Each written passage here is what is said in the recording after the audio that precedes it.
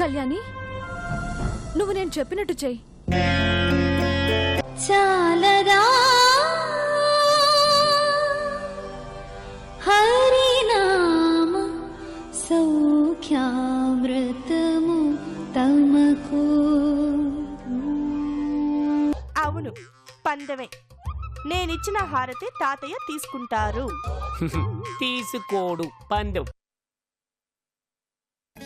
ఈ రోజుతో ఈ కేసు కొలిక్కి రాబోతోంది.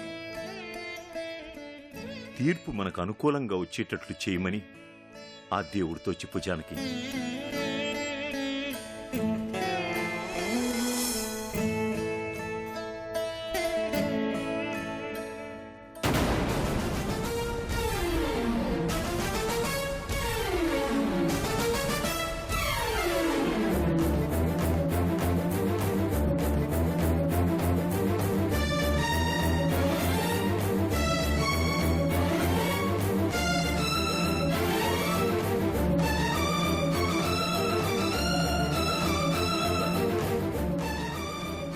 ఈరోజు ఖచ్చితంగా తీర్పు మీకు అనుకూలంగానే వస్తుంది. హారతి తీసుకోండి. క్షణం క్రితం వరకు నాకు అదే ఆశ ఉండేది. నువ్వు ఎదురొచ్చావుగా, ఆ ఆశ చచ్చిపోయింది.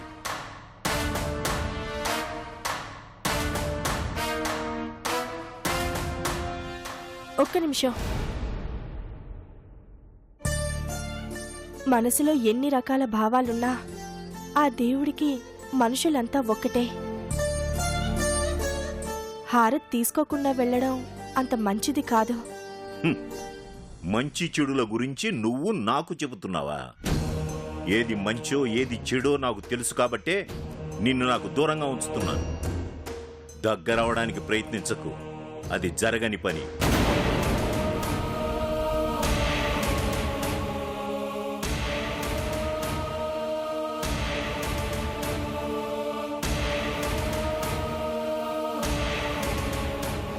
న్యాయం ఎటువైపు ఉంటే తీర్పు అటువైపే ఉంటుంది.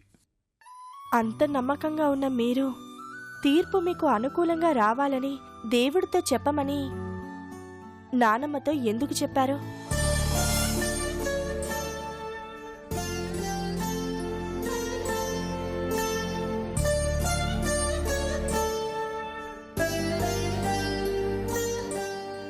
ఆ దేవుడి ఆశీస్సులు లేనిదే ఏది మనకి అనుకూలంగా జరగదని మీకు తెలుసు. కానీ ఆ దేవుడి ఆశీస్సులు నీ వల్ల నాకు దొరుకుతాయంటే ఆ ఆశీస్సులు నాకు అవసరమే లేదు. మీరు అలా ఆలోచిస్తున్నారు, కానీ నాకేమనిపిస్తుందో తెలుసా? మీ మనసులో ఎక్కడో నేను మీ మనవరాల్ని అన్న భావన ఉంది కాబట్టే మీరు నన్ను వ్యతిరేకిస్తున్నారు అనిపిస్తుంది.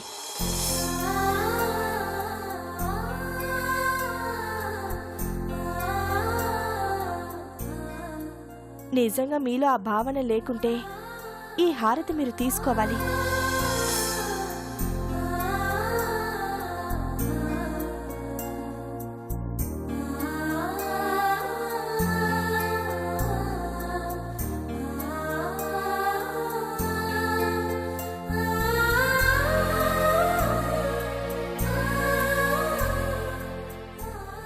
ఏంటి, పని మనిషి ఇచ్చే హారతి ఎలా తీసుకోవాలా అని ఆలోచిస్తున్నారా?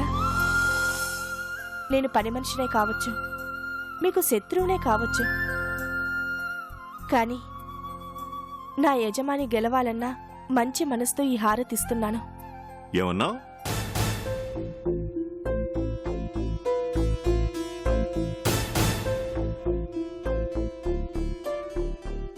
మంచి మనసుతో అంతకు ముందు నా యజమాని గెలవాలని. దానికంటే ముందు పని మనిషి కాకుండా ఇంకేదో పదం వాడావు. శత్రువునే కావచ్చు. అది ఏ తప్పు చెయ్యని నాకు ఆ దేవుడి ఆశీర్వాదం ఎప్పుడూ ఉంటుంది. నువ్వు శత్రువు అన్న మాట వాడేవు కాబట్టి, అదే నిజం కాబట్టి నేను ఈ హారతి తీసుకుంటున్నాను. అంతేగాని నీ ప్రవర్తనను మెచ్చి కాదు.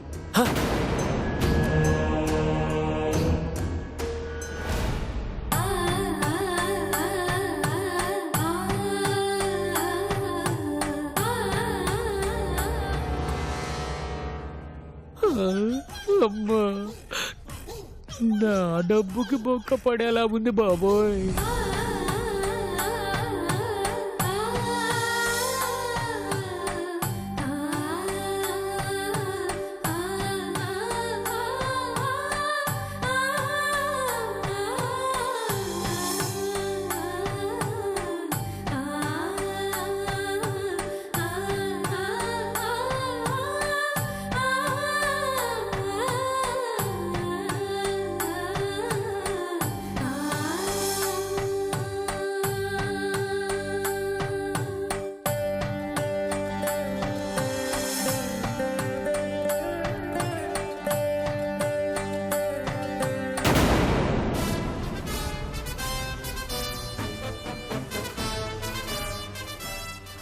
అయ్యో సారీ పిన్ని, కర్పూరం ఆరిపోయింది. ఏం పర్వాలేదు. ఈ సంతోషం కూడా ఈ కర్పూరం లాంటిదేని చెప్పడానికి ఆరిపోయింది.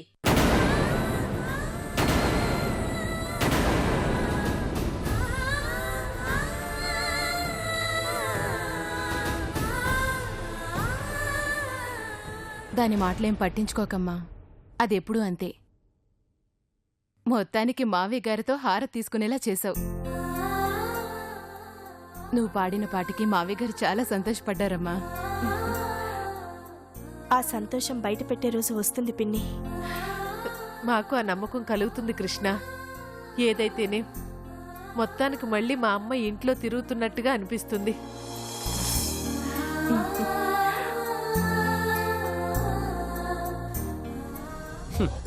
పెద్ద బాబు జేబులో నుంచి కష్టపడి కొట్టేసిన డబ్బుకు రెక్కలు వచ్చేసాయి. నా డబ్బుకు బొక్క పడింది. ఇప్పుడు ఏ చిన్న బాబు జేబో చూసుకోవాలి. ఈ పిల్ల వచ్చేలోపు నే జంపు జలాని.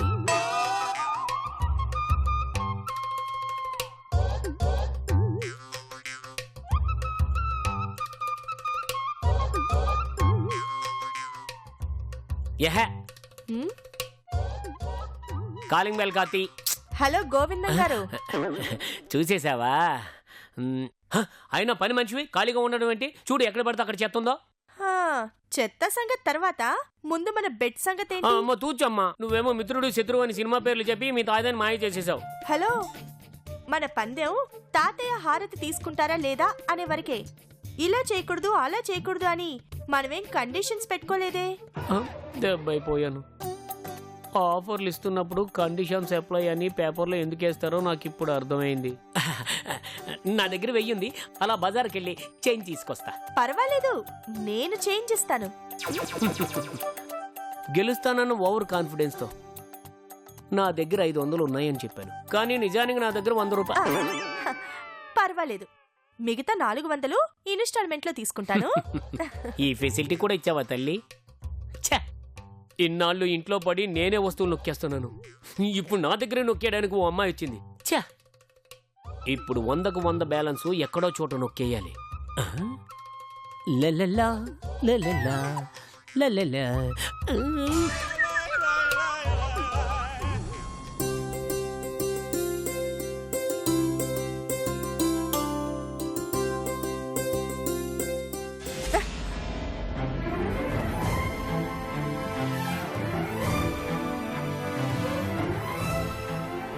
ఏంటలా చూస్తున్నావు? తాపిగా కూర్చొని స్టైల్గా పుస్తకం తిరిగేయటానికి నువ్వు ఈ ఇంటి యజమానురాలు కాదు, పని మనిషివి.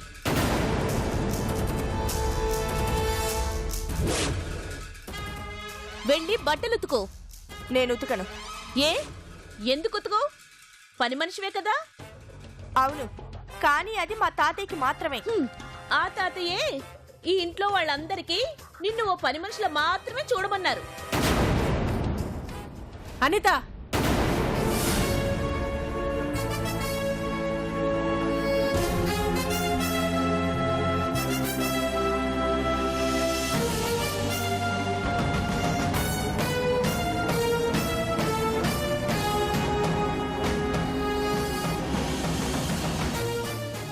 నోరు అదుపులో పెట్టుకుని మాట్లాడు. నాన్నగారంటే ఎదురు మాట్లాడకుండా ఊరుకున్నాం, కానీ దాన్నే అలుసుగా తీసుకుని ఇష్టం వచ్చినట్టు ప్రవర్తిస్తే సహించేది లేదు. కృష్ణ ఈ ఇంటి మనిషి, పని మనిషి కాదు. మనందరికీ ఈ ఇంట్లో ఎంత హక్కుందో కృష్ణకి అంతే హక్కుంది. బాగుందమ్మా, చాలా బాగుంది. హక్కు అనే మాట ఈ పిల్ల అందరికీ బానే అలవాటు చేసినట్టుందే. పర్వాలేదు, అందరినీ బానే కవర్ చేసావు. మావి గారి మాటనే కాదన్నారంటే వీళ్ళతో ముందు ముందు ఇంకా ఏం చేయిస్తావో ఏంటో. అనిత, ఎందుకు విషయాన్ని పెద్ద చేస్తాం? మావయ్య గారు ఏదో ఆవేశంలో అన్న మాటల్ని పట్టుకుని కృష్ణని పని మనిషిలా చూడడం కరెక్ట్ కాదు. ఈ రోజు కాకపోతే రేపైనా కృష్ణ ఈ ఇంటి మనిషి అన్న విషయం మర్చిపోకు. ఓహో, మీ అందరూ ఈ అమ్మాయిని మావి గారు ఏదో ఒక రోజు మనవరాలుగా అంగీకరిస్తారని కాన్ఫిడెన్స్ తో ఉన్నారన్నమాట.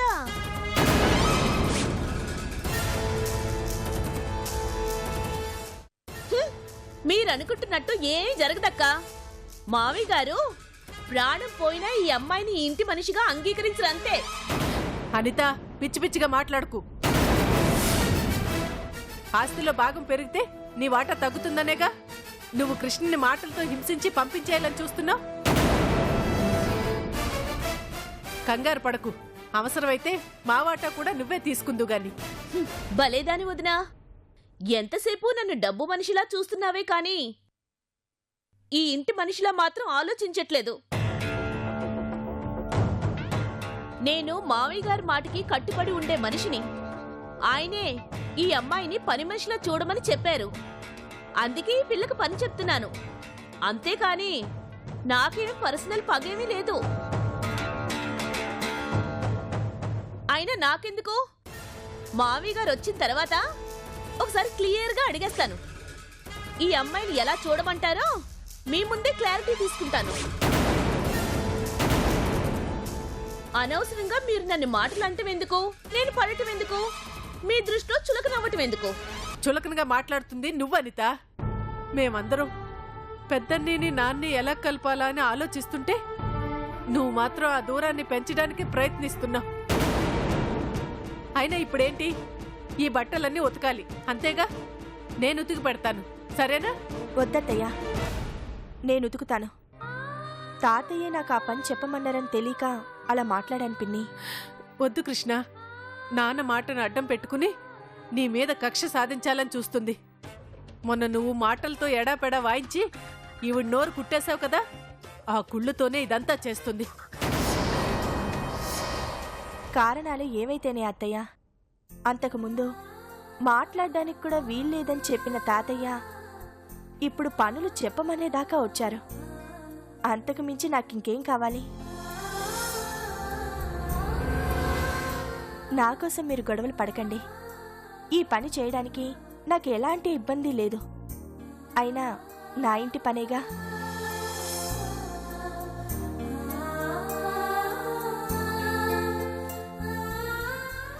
చూసావా వదినా, ముందే ఒప్పుకొనుంటే మన మధ్య గొడవ వచ్చుండేదే కాదు. ఇదంతా జరగాలని ఇలా చేసింది. ఎంతైనా భలే తెలివైందేలే. ఎలాంటి పరిస్థితులైనా నీ వేపు మలుచుకోవడంలో నీకు నువ్వే సాటి అనిత. కృష్ణ ఈ ఇంట్లో అడుగు పెట్టగానే మా అన్నయ్య కూడా ఏదో ఒక రోజు ఈ ఇంట్లో అడుగు పెడతాడన్న ఆశ నాలో కలిగింది. కానీ నీ పుణ్యమా అని అది నెరవేరేలా లేదు.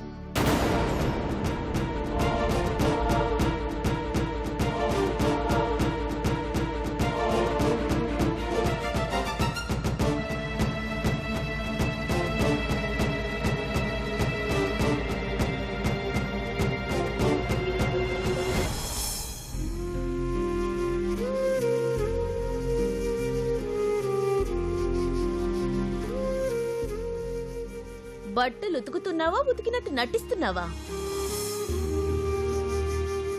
అంత సుకుమారంగా ఉతికితే మురికెలా పోతుంది? సరిగ్గా ఉతుకు.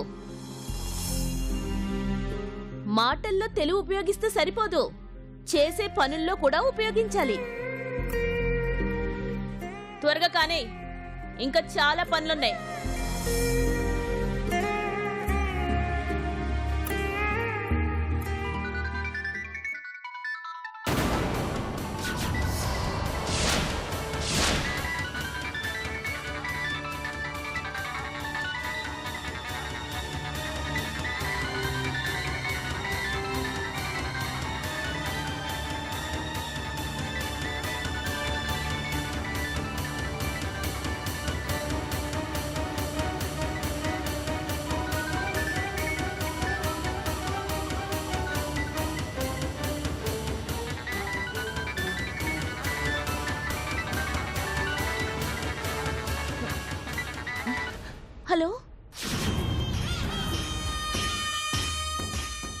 హలో.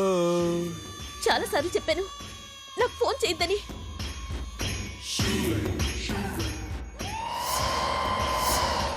అవసరాలు చెప్పి రావు కదా.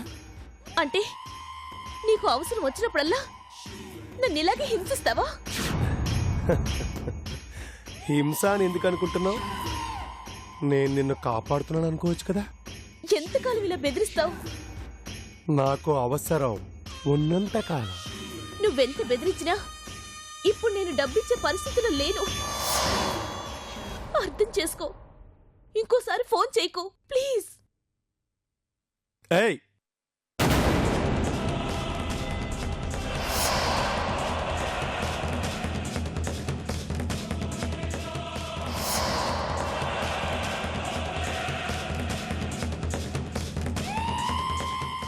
అనిత,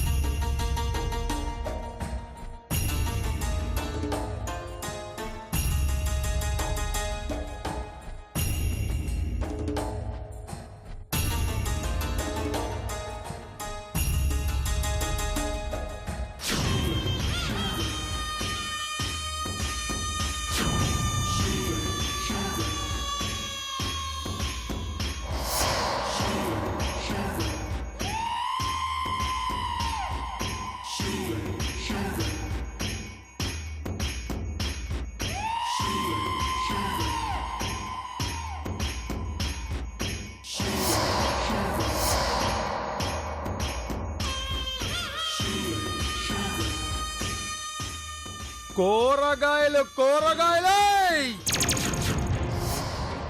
కూరగాయలు కూరగాయలే.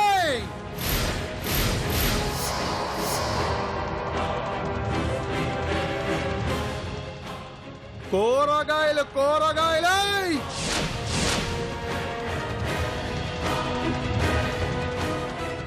ఉల్లిపాయలు బంగాళదుంపలు టమాటాలే.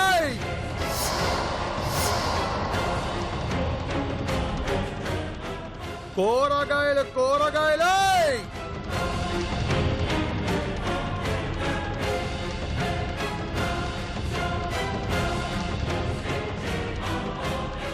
ఎక్కడికి? కూరగాయలు తీసుకోవడానికి. అవసరం లేదు. ఇంట్లో కూరగాయలు లేవు, అవసరం లేదంటావేంటి? నేననేది నువ్వు తేవలసిన అవసరం లేదు అని. అయినా కాయగూరల గురించి నీకేం తెలుసు? ఇలా ఇవ్వు. అరే,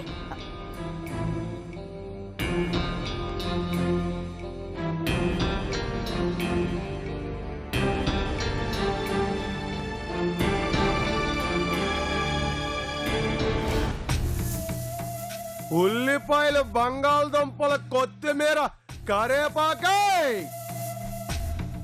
కూరగాయలు కూరగాయలే.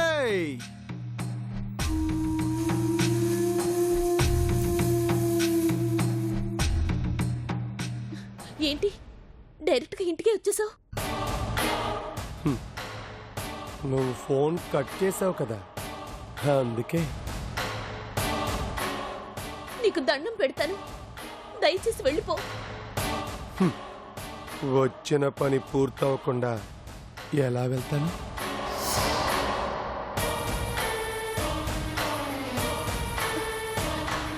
నా దగ్గర డబ్బు లేదని చెప్పానుగా. అయినా ఇప్పటికే నీకు చాలా సార్లు ఇచ్చాను. ప్లీజ్, ఎవరైనా చూస్తే నా పరువు పోతుంది. ప్లీజ్ వెళ్ళిపో. నీ పరువు పోకుండా ఉండడానికే నేను డబ్బు అడుగుతున్నాను. నన్ను బతిమలాడటం ఆపేసి వెళ్ళి డబ్బు తీసుకురా. లేదంటే నా దగ్గరున్న సీడీ రేపు పోస్ట్లో మీ ఇంటికి వస్తుంది.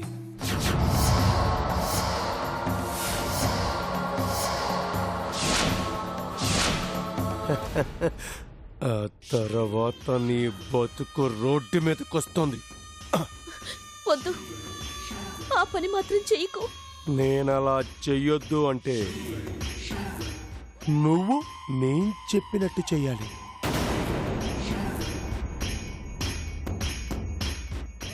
ఎంత కావాలి? ఓ 10,000.